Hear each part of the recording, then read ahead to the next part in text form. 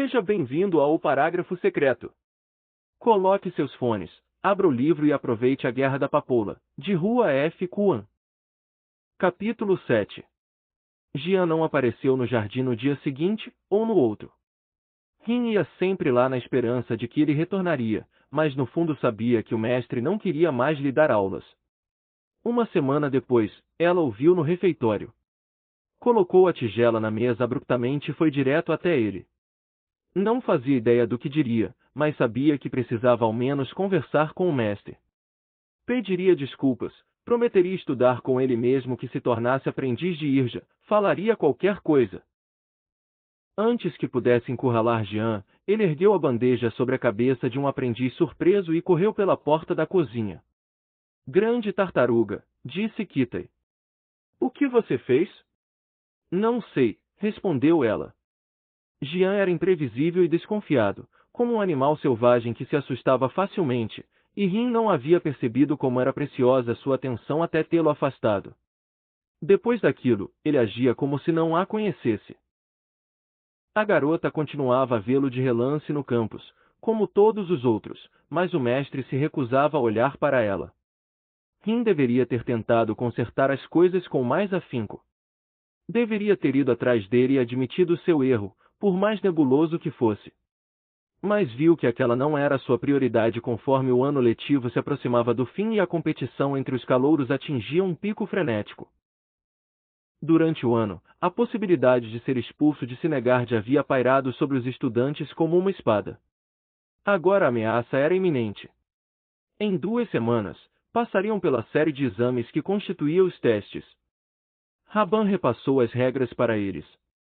Os testes seriam administrados e observados por todo o corpo docente. Os mestres fariam suas propostas a depender do desempenho de cada um. Se um aluno não recebesse proposta alguma, teria que deixar a academia em desgraça. Enro dispensou de fazer seu exame todos os alunos que não tinham intenção de estudar medicina, mas os das outras cadeiras, linguística, história, estratégia, combate e armamentos, eram obrigatórios. Não havia, óbvio, um horário marcado para o exame de folclore. Irja, Jima e Insonen aplicam provas orais, informou Raban. Vocês serão sabatinados diante de todos os mestres, que farão perguntas cada um de uma vez. Se errarem, o exame para aquela disciplina chega ao fim. Quanto mais questões responderem, mais evidente será seu conhecimento. Então estudem bastante, e respondam com cuidado. Junho não fazia prova oral. O exame de combate consistia no torneio. O torneio acontecia durante os 2 dias de provas. Os calouros duelariam nos ringues com as mesmas regras usadas pelos aprendizes em suas lutas. Competiriam em 3 rodadas preliminares cujos participantes eram escolhidos de forma aleatória. Com base nas proporções de vitórias e derrotas, 8 alunos avançariam para as rodadas eliminatórias. Esses 8 seriam colocados em grupos também aleatórios e lutariam uns contra os outros até a final. Chegar até as eliminatórias do torneio não garantia uma vaga em Sinegard, assim como perder não garantia sua expulsão. Porém, os estudantes que chegavam longe no torneio tinham mais chances de mostrar aos mestres suas habilidades. E o vencedor sempre recebia uma proposta de tutoria. Altan venceu no ano dele, contou Raban. E Curiel no dela. Notem que os dois conseguiram as tutorias mais prestigiosas de Sinegard. Não existe um prêmio para a vitória, mas os mestres gostam de apostar. Leve uma surra, e nenhum mestre vai querer ficar com você. Quero estudar medicina, mas precisamos decorar tantos textos além das leituras que já fizemos que, se eu fizer isso, não vou ter tempo para ler os livros de história. Você acha que eu deveria estudar história? Acha que Yin gosta de mim? Nian balançou as mãos no ar, agitada. Meu irmão disse que não devo depender de uma tutoria em medicina. 4 alunos vão prestar o exame de Enro e ela só escolhe 3, então talvez eu não consiga. Chega, Nian, disse Venka, com raiva. Já faz dias que você só fala disso. O que você vai estudar? Perguntou Nian. Combate.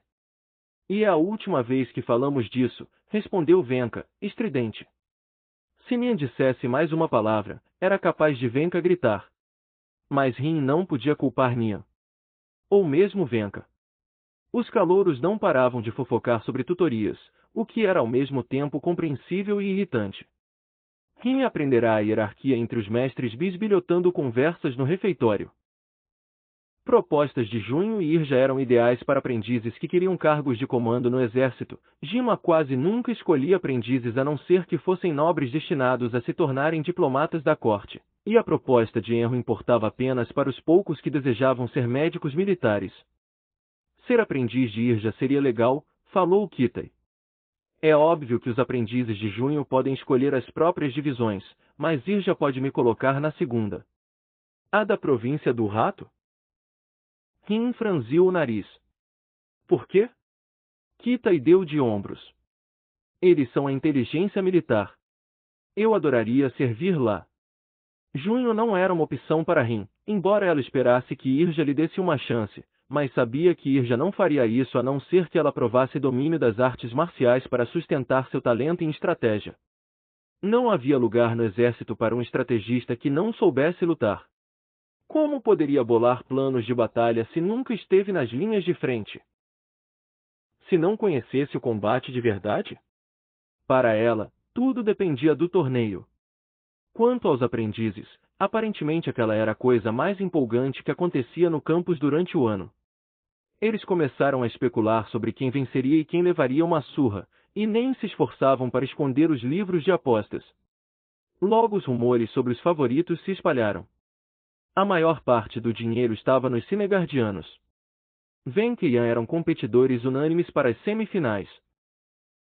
Também se apostava muito que Nohai, um garoto enorme de uma ilha pesqueira da província da Serpente, chegaria às quartas de final. Kitai tinha uma boa parcela de apoiadores, embora fosse mais por se esquivar tão bem que a maioria dos oponentes ficava frustrada e perdia a concentração após alguns minutos. Por mais estranho que parecesse, um punhado de aprendizes apostou uma quantia decente em Rin.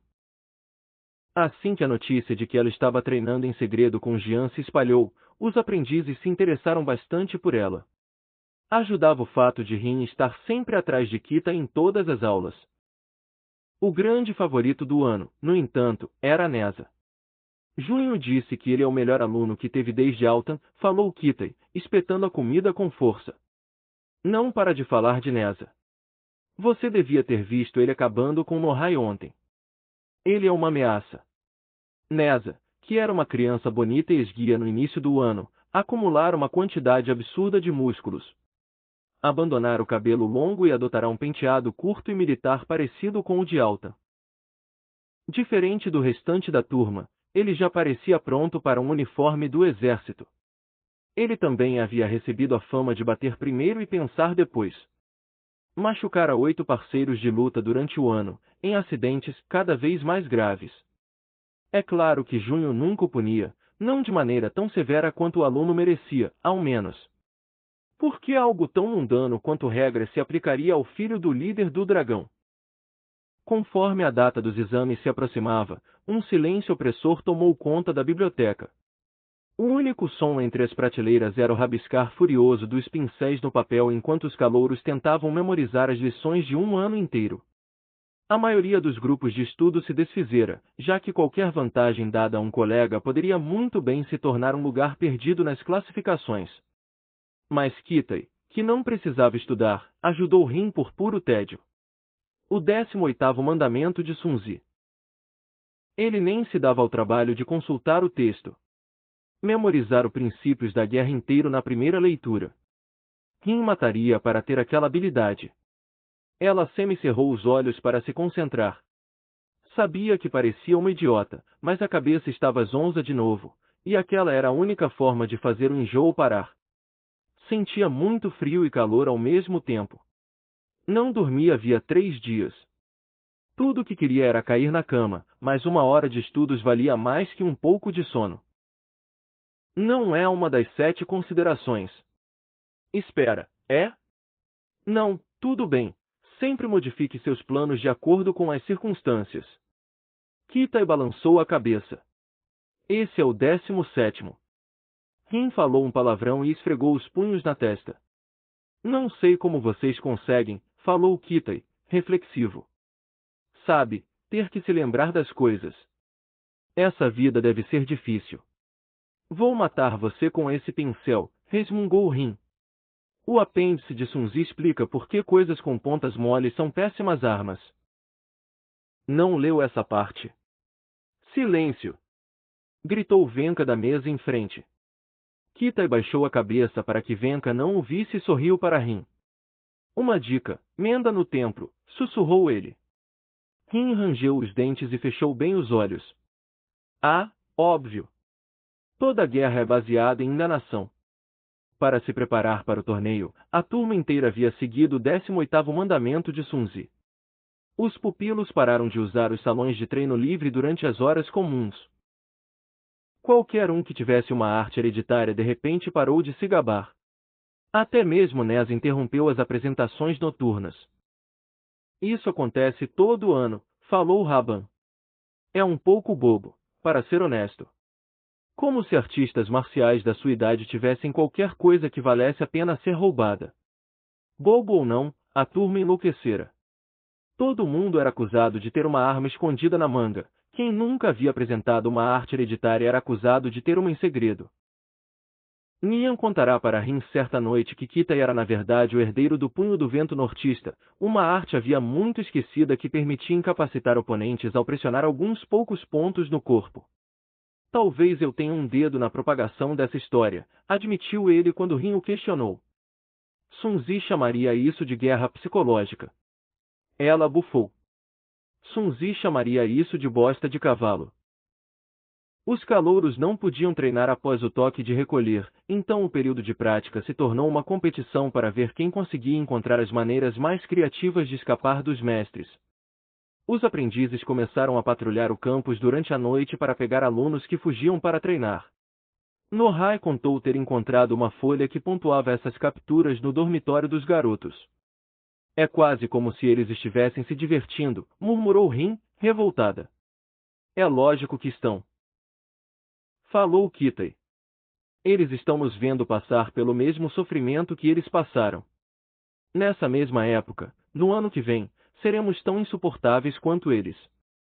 Demonstrando uma surpreendente falta de simpatia, os aprendizes também se aproveitavam da ansiedade dos calouros para estabelecer um lucrativo negócio de suplementos de estudo.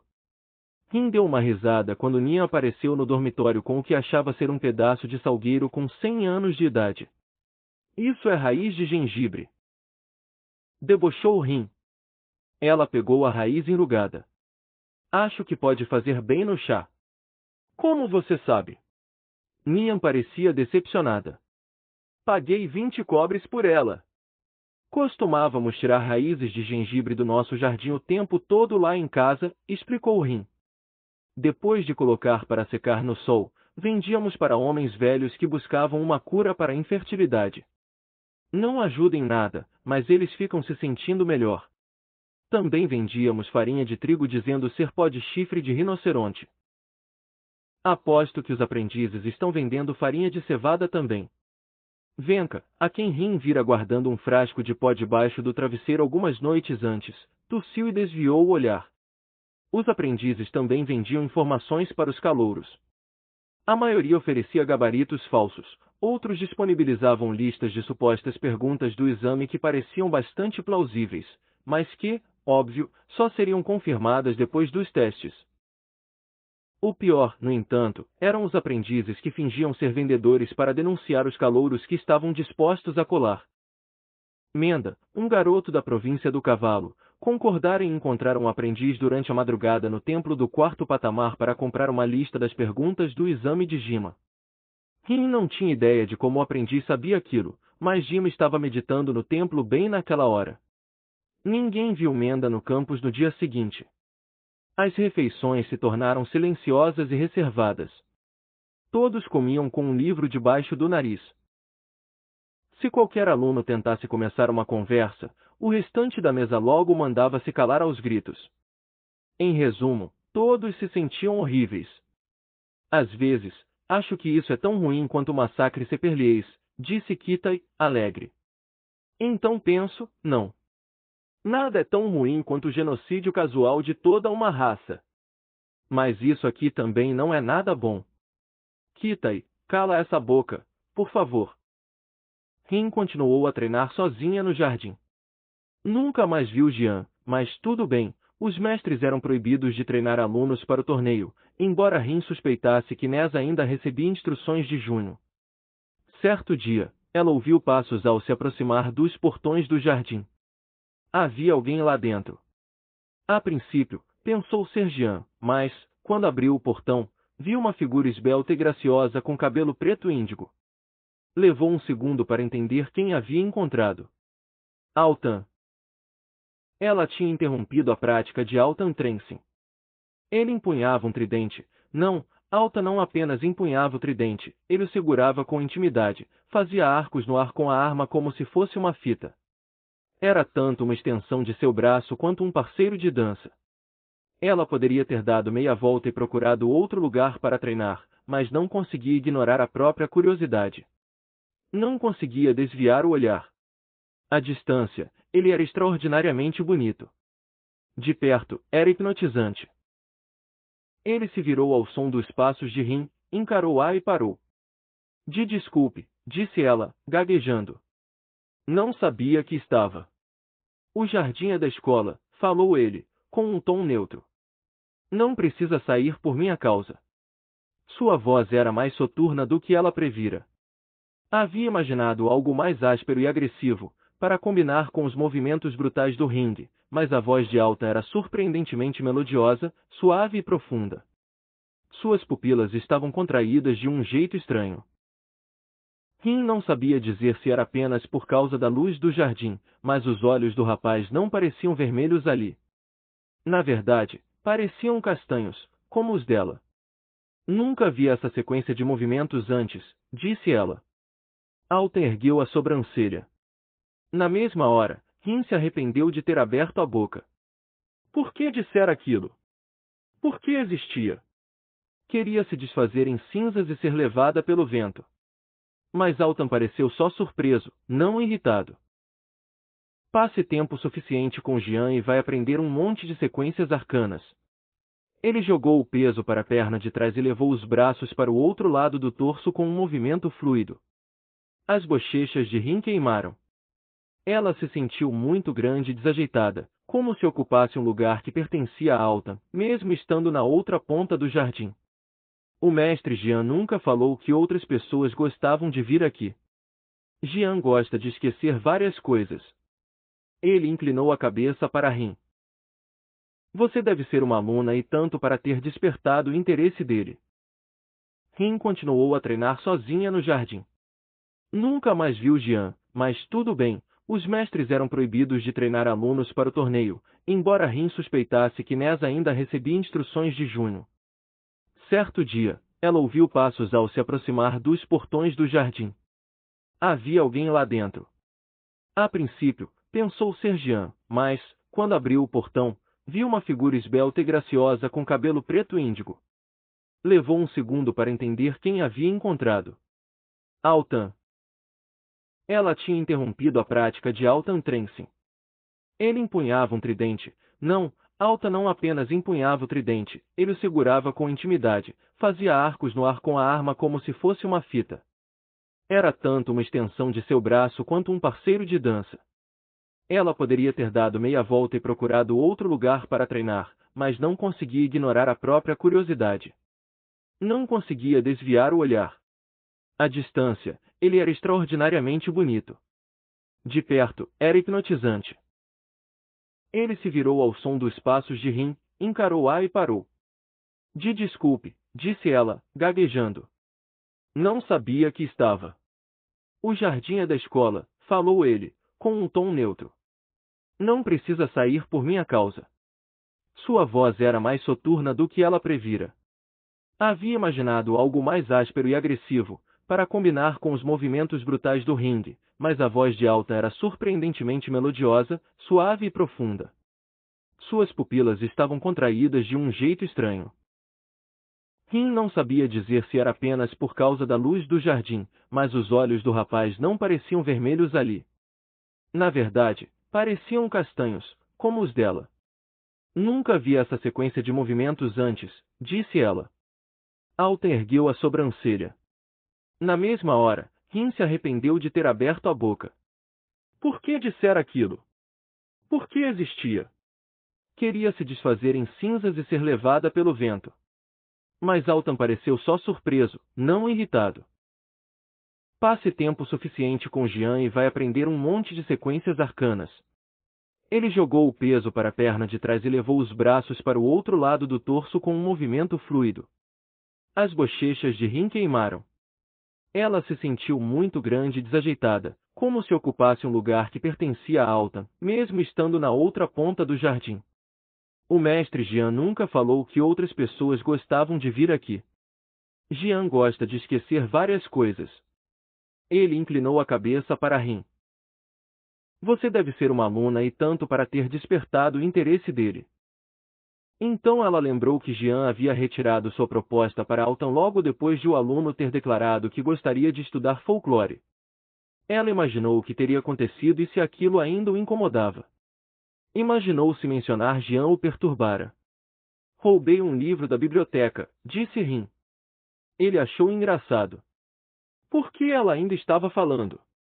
Por que ainda estava ali? O canto da boca de Alta se curvou para cima num sorrisinho bastante atraente, que fez o coração dela acelerar. Que rebelde! Ela corou, mas Alta lhe deu as costas e completou a sequência. Não quero atrapalhar seu treinamento, falou ele. Não, eu vim aqui para pensar. Mas já que está aqui. Desculpe. Posso sair? Não, tudo bem. Ela não sabia o que estava falando. Eu ia, quer dizer, vou, tchau. Rin deu passos rápidos para trás e saiu do jardim. Alta não falou mais nada. Assim que fechou os portões, ela enterrou o rosto nas mãos e grunhiu. Há lugar para fraqueza na batalha? Questionou Irja. Aquela era a 7ª pergunta que lhe fazia. Rin estava se saindo muito bem. O máximo de perguntas que qualquer mestre podia fazer era 7. Se acertasse aquela, receberia a nota máxima no exame de Irja. E sabia a resposta, era tirada diretamente do 22º mandamento de Sun Zi. Ela ergueu o queixo e respondeu em alto e bom tom. Sim, mas apenas com o intuito de enganar. Sun Zi escreveu que, se o oponente tiver um temperamento colérico, deve-se procurar irritá-lo. Finja fraqueza para que a arrogância do rival cresça. O bom estrategista brinca com o inimigo como um gato brinca com um rato. Aparente fragilidade e imobilidade, e então deu o bote. Os 7 mestres fizeram pequenas anotações em seus pergaminhos. Rin se agitou um pouco, esperando que prosseguissem. Bom. Sem mais perguntas. Irja sentiu e, com um gesto, indicou os colegas. Mestre Yin? Yin empurrou a cadeira para trás e se levantou devagar. Consultou o pergaminho por um instante e então olhou para Rin por cima dos óculos. Por que vencemos a Segunda Guerra da Papoula? Ela prendeu a respiração. Não havia se preparado para aquela questão. Era tão básica que não achou ser necessário. Yin a fizera no primeiro dia de aula, e sua resposta era uma falácia lógica. Não havia porquê. Nika não havia ganhado a Segunda Guerra da Papoula. A República de Esperi havia ganhado, e Nika apenas se beneficiara disso para fazer um acordo vitorioso. Rin considerou responder a pergunta de forma direta, mas então pensou em tentar uma resposta mais original. Tinha apenas uma chance. Queria impressionar os mestres. Por que sacrificamos Speer? Respondeu ela. Irja tirou os olhos do pergaminho e levantou a cabeça. Yin ergueu a sobrancelha. Não quer dizer por que perdemos Speer? Não. Quero dizer que sacrificar a ilha foi uma decisão estratégica para que o parlamento esperiano pudesse decidir pela intervenção. Acho que o alto comando de Sinegard sabia que o ataque aconteceria e não quis avisar aos seirlieses. Eu estava em Speer, interrompeu Junho, na melhor das hipóteses, isso é historiografia para entretenimento, e, na pior, difamação. Não estava, não, disse Rin antes que conseguisse se impedir. Junho ficou pasmo.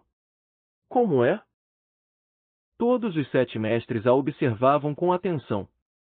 Rin se lembrou de que Irja não gostava daquela teoria. E que Junho a odiava. Só que era tarde demais. Não dava para recuar. Ela ponderou as consequências dos próximos passos. Os mestres premiavam coragem e criatividade. Se voltasse atrás, aquilo seria encarado como um sinal de incerteza. Ela mesma começara a cavar a própria cova. Então era melhor terminar. Rin respirou fundo. O senhor não pode ter estado em Speer. Li os relatórios. Ninguém do exército estava lá na noite em que a ilha foi atacada. As primeiras tropas só chegaram de manhã, depois da saída da Federação. Depois de Serlieses terem sido mortos. O rosto de Junho ficou da cor de um tomate. Como se atreve a me acusar? Ela não está acusando ninguém de nada, interveio Jian, sereno. Era a primeira vez que ele falava desde o início do exame dela. Rin o fitou com surpresa, mas o mestre apenas coçou a orelha, sem nem ao menos encará-la. Estava apenas tentando dar uma resposta esperta para uma questão fútil. Honestamente, Yin, essa já é muito velha. Yin deu de ombros. Pois bem. Sem mais perguntas. Mestre Jian? Todos os mestres se contorceram de irritação. Até onde Rin sabia, a presença de Jian ali era mera formalidade. Ele nunca conduzia um exame, na maioria das vezes, apenas zombava dos alunos que se atrapalhavam nas respostas. Jian se levantou e a encarou. Ela engoliu em seco, com a sensação incômoda de seu olhar penetrante. Era como se Rin fosse transparente como uma poça de água da chuva. Quem está preso em Chulu Korik? Perguntou ele. Rin piscou. Durante os 4 meses em que havia treinado com Jian, ele nunca mencionara Chulu Korik. Nem em Ijoujima. Chulu Korik não era um termo médico, não era uma referência a uma batalha famosa, não era um jargão linguístico. Podia ter um significado profundo. Podia também ser baboseira. As provas orais foram concluídas ao meio-dia do 3º dia. Os pupilos foram mandados para o almoço, mas nenhum deles comeu. Depois, foram todos ciceroneados até os ringues para o início do torneio.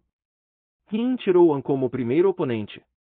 Quando chegou sua vez de lutar, ela desceu a escada de corda e olhou para cima. Os mestres estavam enfileirados na grade. Irja lhe deu um leve aceno de cabeça, um pequeno gesto que a encheu de determinação. Junho cruzou os braços. Jian mordiscava as unhas. Rin não lutara com nenhum dos colegas desde que fora expulsa de combate. Nunca nem os vira lutar. A única pessoa com quem trocara golpes fora Jian, e ela não fazia ideia se ele lutava de forma parecida com seus colegas. Entrava no torneio em total ignorância. Rin ajeitou os ombros e respirou fundo, forçando-se a pelo menos aparentar calma. An, por sua vez, parecia desconcertado. Seus olhos encaravam o corpo de Rin para depois voltarem ao seu rosto, como se ela fosse uma espécie de animal selvagem que nunca vira antes, como se não soubesse bem o que fazer com ela. Ele está com medo, percebeu Rin. Devia ter ouvido os boatos de que ela estudará com Jian. An não sabia no que acreditar. Não sabia o que deveria esperar. Para melhorar, ela era o azarão da luta. Ninguém achava que Rin lutaria bem. Mas An treinara com Junho o ano inteiro. Era Cinegardiano. Ele precisava vencer, ou não conseguiria encarar os colegas depois. Sun Zi ensinava que se devia sempre identificar e explorar a fraqueza do inimigo. A fraqueza de A era psicológica. Os riscos eram muito, muito maiores para ele, e isso o deixava inseguro. Fazia com que fosse passível de ser derrotado. O que foi? Nunca viu uma garota antes? Perguntou Rin. Ancorou bastante. Bom. Ela o deixará nervoso. Abriu um sorriso largo, mostrando os dentes. Sorte sua, provocou Rin. Vai ser o meu primeiro. Você não tem chance, vociferou ele. Não sabe nada de artes marciais. Ela apenas sorriu e assumiu a 4ª postura de abertura de Seijin. Dobrou a perna de trás, preparando-se para saltar, e ergueu os punhos para proteger o rosto. Será mesmo? O rosto de An se turvou, em dúvida. Ele reconheceu a postura de Rin como praticada e deliberada, muito distante do que alguém sem treinamento em artes marciais faria. Assim que Sonnen sinalizou o início da luta, Rin correu na direção dele. An ficou na defensiva desde o início. Cometeu o erro de permitir que ela tivesse o primeiro impulso e não conseguiu mais se recuperar. Rin assumiu o controle da luta de imediato. Ela atacava, ele reagia. Rin o conduzia naquela dança, decidindo quando deixá-lo se esquivar e para onde iriam. Lutou metodicamente, apenas usando a memória muscular. Foi eficiente. Rebatia os golpes dele e o confundia. Os ataques já eram muito previsíveis, se errava um dos chutes, voltava a perna para trás e tentava de novo, até que fosse forçado a mudar de direção. Por fim, ele baixou a guarda e deixou Rin se aproximar. Ela acertou o cotovelo no nariz do garoto com força, sentindo um estalo satisfatório. An caiu no chão como uma marionete cujas cordas haviam sido cortadas. Rin sabia que não o havia machucado tanto assim. Jian socara o nariz dela ao menos 2 vezes. An estava mais chocado que ferido. Poderia ter se levantado, mas permaneceu deitado. Tempo, ordenou Sonnen. Rin limpou o suor da testa e olhou para a grade. Acima do ringue, havia silêncio.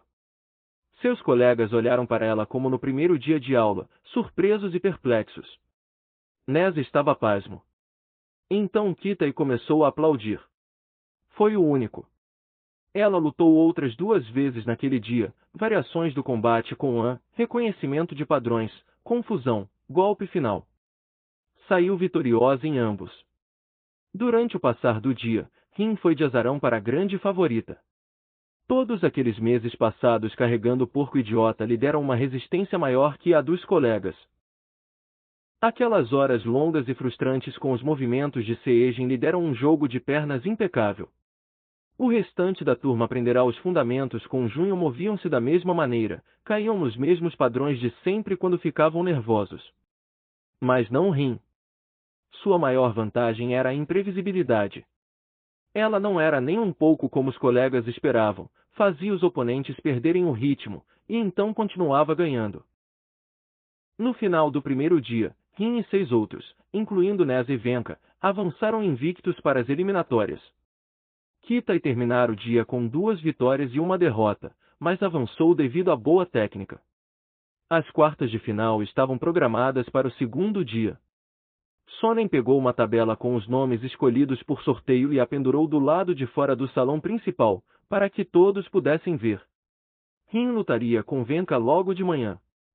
Era óbvio que Venka treinara artes marciais por anos. Ela era astuta e rápida, com um movimento de pés impecável.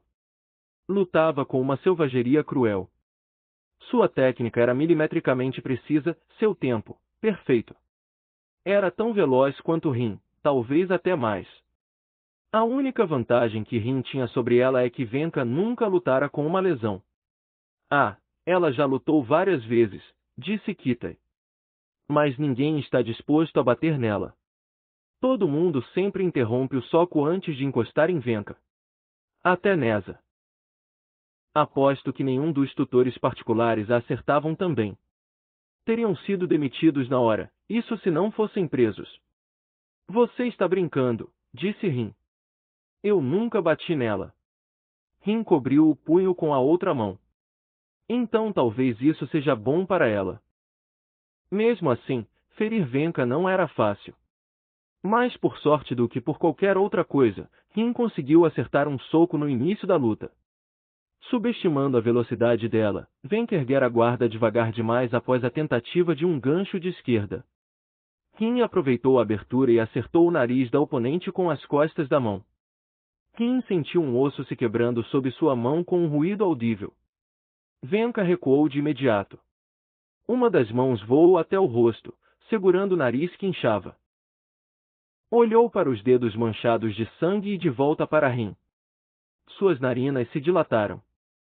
As bochechas ficaram de um branco fantasmagórico. Algum problema?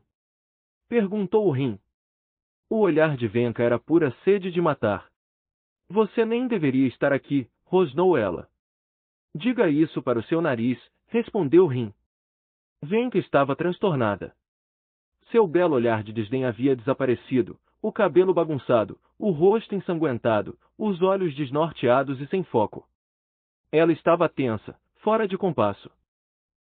Tentou desferir muitos golpes selvagens até Rin acertar a lateral de sua cabeça com um chute giratório. Venka desabou e continuou no chão. Seu peito subia e descia rápido. Rin não sabia se ela estava chorando ou arfando. Mas, na verdade, não se importava. Na melhor das hipóteses, os aplausos para Rin ao sair do ringue foram dispersos. A plateia estava torcendo por Venka. Era ela quem deveria ter ido para as finais. Rin também não se importava com aquilo. Àquela altura, já estava acostumada. E Venka não era a vitória que desejava. Nez abriu o caminho do outro lado com uma eficiência cruel. Suas lutas eram marcadas no outro ringue, ao mesmo tempo que as de Rin, e sempre acabavam antes. Rin nunca viu Nez em ação. Via apenas seus oponentes sendo carregados em maçãs. Diferente dos outros adversários de Neza, Kitas saiu ileso da batalha. O garoto durou 1 minuto e meio antes de se render. Havia boatos de que Neza seria desclassificado por ferimentos intencionais, mas Rin sabia que não deveria contar com aquilo. O corpo docente queria ver o herdeiro da casa de Ir nas finais. Até onde Rin sabia, Neza poderia matar alguém sem sofrer consequências. Junho, com certeza, permitiria aquilo. Ninguém ficou surpreso quando Rin e Neza ganharam suas semifinais. A final foi adiada até depois do jantar para que os aprendizes pudessem assistir. No meio do jantar, Neza desapareceu. Possivelmente, estava recebendo treinamento secreto de Junho. Por um tempo, Rin considerou denunciar aquilo para desclassificar Neza, mas sabia que seria uma vitória vazia. Queria levar o torneio até o fim. Ela remexeu a comida. Sabia que precisava de energia, mas tinha vontade de vomitar só de pensar em comer. Durante o intervalo, Raban se aproximou da mesa dela. Ele suava em bicas, como se tivesse corrido até lá do patamar mais baixo. Rin pensou que ele a parabenizaria por chegar até a final, mas o aprendiz apenas falou. Você devia se render. Não mesmo, respondeu Rin. Vou ganhar o torneio. Olha, Rin, você não viu nenhuma das lutas de Neza. Estava um pouco ocupada com as minhas. Então não sabe do que ele é capaz. Acabei de tratar o oponente dele das semifinais na enfermaria. Nohai. Raban parecia bastante agitado. Não sabem se o menino vai conseguir andar de novo. Neza arrebentou a rótula dele. Isso é problema de Nohai. Rin não queria nem ouvir sobre as vitórias de Neza. Já estava enjoado o suficiente. Só conseguiria lutar a final se convencesse a si mesma de que era possível derrotar Neza. Eu sei o quanto ele odeia você, continuou Raban. E pode fazer você perder os movimentos pelo resto da vida. Ele é só um garoto, zombou Rin com uma confiança que não sentia de verdade. Você é só uma garota. Raban soava preocupado. Não importa o quanto se ache boa. Neza tem 15 centímetros de altura e 10 quilos de músculo a mais que você. E ele quer ver você morta. Ele tem fraquezas. Insistiu ela, teimosa. Aquilo tinha que ser verdade. Não é? Que diferença faz? De qualquer forma, por que o torneio é importante para você? Perguntou o Raban. De jeito nenhum você vai ser expulso agora. Todos os mestres vão querer você como aprendiz. Por que precisa ganhar? Raban tinha razão. Àquela altura, Ir já não teria dúvida sobre lhe dar uma chance. O lugar de Rin em Sinegard estava garantido. Mas aquilo não tinha mais a ver com chances, e sim com orgulho. Com o poder. Se Rin se rendesse a Neza, ele esfregaria essa vitória na cara dela pelo resto dos anos na academia. Não, pelo resto da vida. Porque eu posso, respondeu ela. Por que ele pensou que podia se livrar de mim? Por que quero quebrar aquela cara idiota? O silêncio reinava no porão quando Rin e Nez entraram no ringue. O ar estava cheio de antecipação, uma sede de sangue voyeurística. Meses de rivalidade e ódio chegavam a uma conclusão, e todos queriam ver a repercussão daquele conflito. As expressões de Junho e Irja eram deliberadamente neutras, sem revelar nada. Jian não estava lá. Nez e Rin fizeram uma reverência curta, sem tirar os olhos um do outro, e ambos foram para trás na mesma hora. Neza manteve o olhar em Rin, os olhos completamente focados. Seus lábios estavam franzidos de concentração. Não havia zombaria nem provocações. Nem mesmo um grunhido. Rin percebeu que Neza a levava a sério. Que havia como uma igual. Por alguma razão, aquilo a deixou bastante orgulhosa. Eles se encaravam, desafiando um ao outro a romper o contato visual primeiro. Comecem, disse Sonnen. Imediatamente, ela saltou na direção dele. Sua perna direita atacou 2 vezes, forçando-o a recuar. Kitai passará o almoço inteiro ajudando Rin a criar estratégias. Ela sabia que Neza podia ser rápido como um raio. Assim que conseguia impulso, não parava até o oponente estar incapacitado ou morto. Rin precisava subjugá-lo desde o início. Precisava colocá-lo sempre na defensiva. Ficou na defensiva contra Neza seria derrota na certa. O problema é que ele era forte demais. Neza não tinha força bruta de Kobin ou mesmo de Curiel, mas era tão preciso nos movimentos que não importava. Ele canalizava o Ki com uma exatidão brilhante, acumulando e então o liberando através do menor ponto de pressão para criar o máximo de impacto. Diferente de Venka, Neza conseguia absorver golpes e continuar. Ela o machucou 1 ou 2 vezes. Ele se adaptou e a atacou de volta. E os golpes doeram. Estavam havia 2 minutos no ringue. Rin já havia durado mais que todos os outros oponentes de Neza, e uma coisa ficou evidente para ela, ele não era invencível. As técnicas que antes pareceram impossíveis e difíceis para ela se tornaram superáveis. Quando Neza chutava, seus movimentos eram largos e óbvios como os de um javali. Os chutes eram bastante poderosos, mas apenas quando atingiam o alvo. Rin se certificava de nunca ser atingida. Ela não deixaria que Neza machucasse. Mas não estava ali apenas para sobreviver. Estava ali para ganhar. Dragão explosivo. Tigre agachado. Garça estendida. Ela passava pelos movimentos das folias de Seijin conforme eram necessários.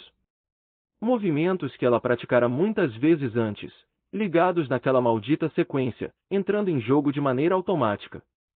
Contudo, se Neza ficará impressionado com o estilo de luta de Rin, não demonstrava. Permaneceu calmo e concentrado, atacando com eficiência metódica. Estavam no ringue havia 4 minutos.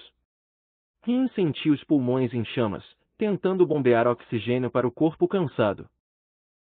Mas sabia que, se ela estava cansada, Neza também estava. Ele fica desesperado quando se cansa, dissera Kitai. E é mais perigoso quando se desespera. Neza estava ficando desesperado. Não havia mais controle do que. Ele dava soco atrás de soco na direção dela. Não se importava com a regra de não ferir de verdade. Se a derrubasse, ele a mataria. Neza deu um chute baixo na parte traseira dos joelhos dela. Rin o deixou terminar o golpe, caindo para trás, fingindo perder o equilíbrio. Ele se moveu na mesma hora, avançando sobre ela. Ela se firmou e deu um chute para cima. Acertou direto no peito dele com mais força do que jamais havia aplicado num chute. Sentiu o ar saindo do peito do oponente. Então deu uma cambalhota e ficou de pé, impressionada por Neza ainda estar indo para trás, arfando. Ela se jogou para frente e deu um soco na cabeça dele. Neza desabou. Murmúrios chocados circularam entre a plateia. Rin andou em volta do garoto, torcendo para que não se levantasse, mas sabendo que o faria. Ela queria acabar com aquilo. Acertar o pé na nuca dele. Mas os mestres se importavam com honra. Se batesse em Neza enquanto estivesse caído, significaria fazer as malas e sair de Cinegard em minutos. Ela duvidava que qualquer um fosse se incomodar se Neza fizesse o mesmo. 4 segundos se passaram. O oponente de Rin ergueu a mão trêmula e a apoiou no chão. Foi se arrastando até ficar de pé. Sua testa sangrava, pingos vermelhos nos olhos. Ele piscou para limpá-los e olhou para ela. Seu olhar era assassino. Continuem, disse Sonnen. Rin circulou Neza com cautela. Ele rastejava feito um animal, como um lobo ferido se erguendo sobre as ancas. Quando Rin desferiu o golpe seguinte, Neza agarrou seu braço e a puxou. Ela perdeu o ar. Ele passou as unhas pela cara da garota até chegar à clavícula. Ela se livrou da mão dele e foi para trás. Sentiu uma dor aguda debaixo do olho esquerdo, um corte no pescoço. Neza arrancara sangue. Cuidado, Yin, avisou Sonnen. Os dois o ignoraram. Como se um aviso fosse fazer diferença, pensou Rin. Quando Neza avançou na direção dela, Rin o puxou para o chão. Eles rolaram, cada um tentando prender o outro e falhando. Neza socava o ar loucamente, lançando golpes ao acaso na direção do rosto dela. Ela desviou do primeiro. Ele voltou com o punho e acertou a garota num golpe com as costas da mão que a deixou sem ar. A parte inferior da face de Rin ficou dormente. Ele deu um tapa nela. Ele deu um tapa nela. Ela podia aguentar um chute. Podia absorver um golpe de mão estendida. Mas aquele tapa era brutalmente íntimo. Era uma indicação de superioridade. Algo dentro de Rin se quebrou. Ela não conseguia respirar. Os cantos de sua visão escureceram, primeiro preto, depois vermelho. Uma ira terrível a preencheu, consumiu todos os seus pensamentos. Rin precisava da vingança como precisava de ar. Queria machucar Neza. Queria punir Neza. Ele bateu no rosto de Rin 1, 2, 3 vezes. Bateu nela como um animal e, mesmo assim, ela continuava lutando. Qual é o seu problema? Sibilou ele. Mais importante era o problema dele. Medo. Ela podia ver em seus olhos. Ele a encurralou na parede, as mãos em torno de seu pescoço, mas ela agarrou os ombros do garoto, afundou o joelho nas costelas dele e um cotovelo na nuca. Ele caiu para frente, ofegando. Ela se jogou no chão e acertou o cotovelo na lombar do oponente. Neza gritou e arqueou as costas em agonia. Rin prendeu o braço esquerdo de Neza com o pé e manteve o pescoço dele no chão com o cotovelo direito. Sempre que o oponente tentava se livrar do golpe, ela acertava sua nuca com o punho e mantinha seu rosto na terra até ficar claro que ele não ia se levantar. Tempo, falou Sonnen, mas ela mal o ouviu. O sangue trovejava em seus ouvidos como tambores de guerra. Sua visão era filtrada por uma lente vermelha que enxergava apenas alvos inimigos. Ela agarrou os cabelos de Neza e bateu a cabeça dele no chão de novo. Tempo! Os braços de Sonnen estavam no pescoço dela, segurando-a e a puxando de cima do corpo frouxo de Neza. Ela cambaleou para longe de Sonnen. Seu corpo queimava, fervia. Ela tropeçou, de repente tonta. Sentiu que podia explodir de calor, precisava se livrar dele, forçá-lo a sair, ou com certeza morreria, mas o único lugar em que podia colocá-lo eram os corpos daqueles que a rodeavam. Alguma coisa profundamente enterrada em sua mente racional gritou. Raban estendeu a mão enquanto ela saía do ringue. Rin, o que? Ela afastou a mão dele. Sai, falou, arfando. Sai. Os mestres se reuniram ao redor dela, um burburinho de vozes, braços se esticando, bocas se movendo. A presença deles era sufocante. Rin sentia que, se gritasse, os desintegraria completamente. Queria desintegrá-los, mas a pequena parte dela que ainda era racional a impediu e a mandou correndo para a saída. Como que por milagre, abriram caminho para ela. A garota atravessou a multidão de aprendizes e correu para a escada. Subiu os degraus a toda velocidade, passou pela porta do salão principal para o ar frio lá fora e inspirou fundo. Não era suficiente. Ainda queimava. Ignorando os gritos dos mestres atrás dela, Rin desatou a correr. Jian estava no primeiro lugar em que ela procurou, no jardim de folclore, sentado de pernas cruzadas, olhos fechados e tão imóvel quanto a pedra em que se acomodava. Ela passou pelos portões do jardim, agarrando-se ao batente. O mundo girava.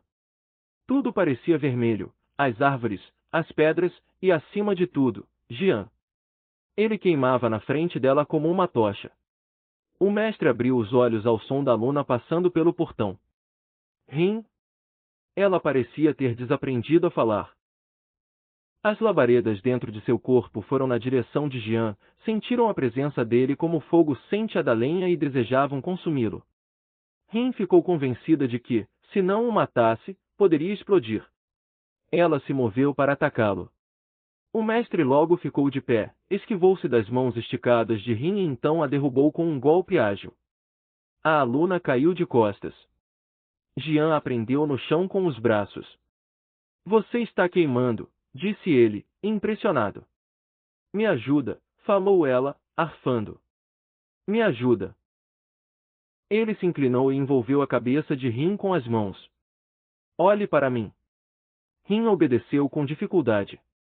O rosto do mestre girava diante dela. Grande tartaruga, murmurou Jian, soltando a garota.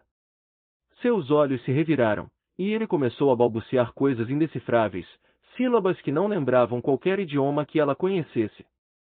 Jian abriu os olhos e pressionou a palma da mão na testa de Rin. Sua mão era como gelo. O frio agudo passou da palma do mestre para a testa de Rin e se espalhou por seu corpo, usando o mesmo caminho das chamas, detendo o fogo e o acalmando nas veias. Ela sentiu como se estivesse sendo mergulhada numa banheira de água congelante. Rin se contorceu no chão, respirando, em choque, tremendo enquanto o fogo deixava seu corpo. Então tudo ficou quieto. O rosto de Jian foi a primeira coisa que viu quando recuperou a consciência. As roupas dele estavam amarrotadas. Havia bolsas escuras debaixo de seus olhos, como se não dormisse havia dias. Por quanto tempo Rin ficará desacordada? Jian permanecerá ao lado dela o tempo inteiro? Rin levantou a cabeça. Estava deitada num leito na enfermaria, mas, até onde conseguia ver, não estava ferida. Como se sente? Perguntou Jian, baixinho. Com dor, mas bem. Ela se sentou e estremeceu. Parecia que a boca estava cheia de algodão. Tossiu e esfregou a garganta, franzindo o senho. O que aconteceu? Jian lhe ofereceu uma caneca de água que estava ao lado da cama. Ela aceitou, grata. A água descendo pela garganta seca era a sensação mais maravilhosa do mundo. Parabéns, disse Jian. Você é a campeã do torneio deste ano. Seu tom de voz não era nem um pouco congratulatório. De qualquer forma, Rin não sentiu nem um pingo da euforia que deveria ter sentido. Não conseguiu se alegrar com a vitória sobre Neza. Não se sentia orgulhosa, apenas assustada e confusa. O que foi que eu fiz? Sussurrou ela. Você encontrou algo para o qual não estava preparada, respondeu Jian. Ele parecia nervoso. Nunca deveria ter lhe ensinado as 5 folias. Daqui em diante, você será apenas um perigo para si mesma e para todos ao seu redor. Não se você me ajudar, falou ela. Não se você me ensinar a fazer diferente. Achei que só queria aprender a ser uma boa soldada. Eu quero, disse Rin. Mas, acima de tudo, ela queria ter poder. Rin não fazia ideia do que acontecerá no ringue, seria tolice não ficar aterrorizada. Ainda assim, nunca havia sentido tanto poder. Naquele momento, sentirá que podia derrotar qualquer um. Matar qualquer coisa. Queria aquele poder de novo. Queria o que Jian tinha a ensinar. Naquele dia no jardim, fui ingrata, falou, escolhendo as palavras com cuidado. Se falasse de forma obsequiosa demais, Jian se afastaria. Mas se não pedisse desculpas, talvez o mestre achasse que ela não aprenderá nada desde que se falaram pela última vez. Não estava pensando direito. Peço desculpas. A aluna fitou os olhos dele com apreensão, buscando a expressão distante e reveladora que indicava que ela o havia perdido. Os traços de Jian não se aquietaram, mas ele também não se levantou para ir embora. Não. A culpa foi minha. Não havia percebido como você e Altan são parecidos. A menção daquele nome, Rin levantou a cabeça de repente. Sabe, ele também foi campeão no ano dele, contou Jian. Lutou com Tobi na final. Foi um combate cheio de raiva, assim como o seu com Neza. Alta odiava Tobi. Tobi fez alguns comentários sobre Spear na primeira semana deles na escola, e Alta nunca o perdoou. Mas ele não era como você, Alta não ficou de picuinha com Tobi durante o ano, como uma galinha. Alta engoliu a raiva e a escondeu sob uma máscara de indiferença até, no último minuto, diante de uma plateia que incluía 6 líderes regionais e a Imperatriz, liberar um poder tão grande que foi necessário Sonnen, Junho e eu para contê-lo. Quando a fumaça se dissipou, Tobi estava tão machucado que Enro não dormiu por 5 dias para cuidar dele. Eu não sou assim, disse Rin.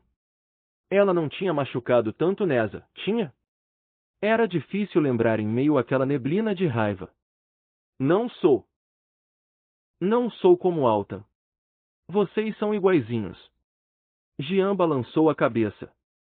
Imprudentes. Guardam rancor, alimentam a ira e a deixam explodir, e são descuidados com o que aprendem. Treiná-la seria um erro. Rin sentiu um peso na barriga. De repente, eu não retirei minha proposta, respondeu.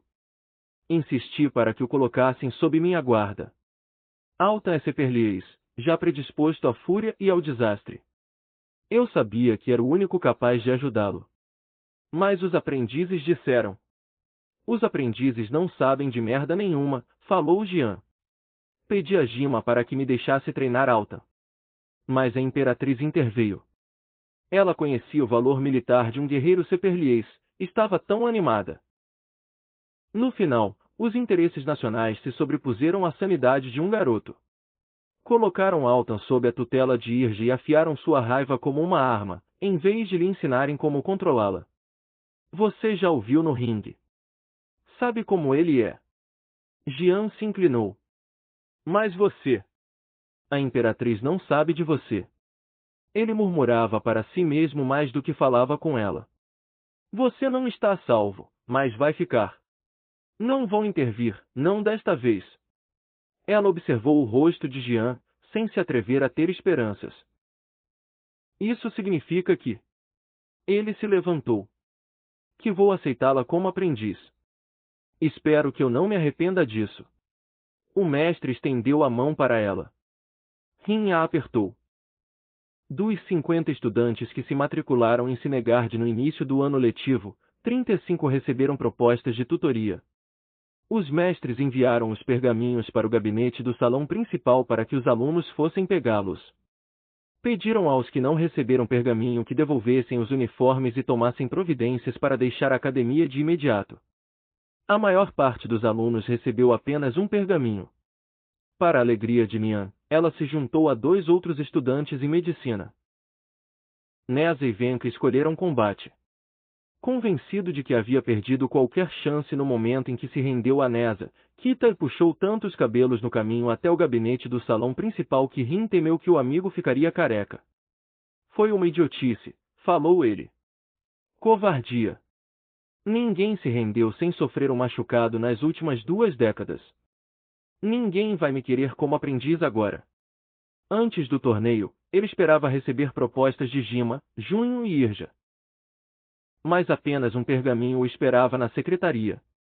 Kita o desenrolou e abriu um grande sorriso.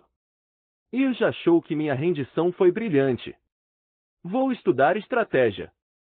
Havia 2 pergaminhos para Rin. Sem abri-los, ela sabia que eram de Irja e Jian.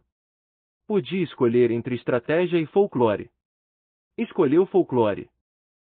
Chegamos ao fim de mais um capítulo. Obrigado pela companhia e até o próximo capítulo, aqui no Parágrafo Secreto.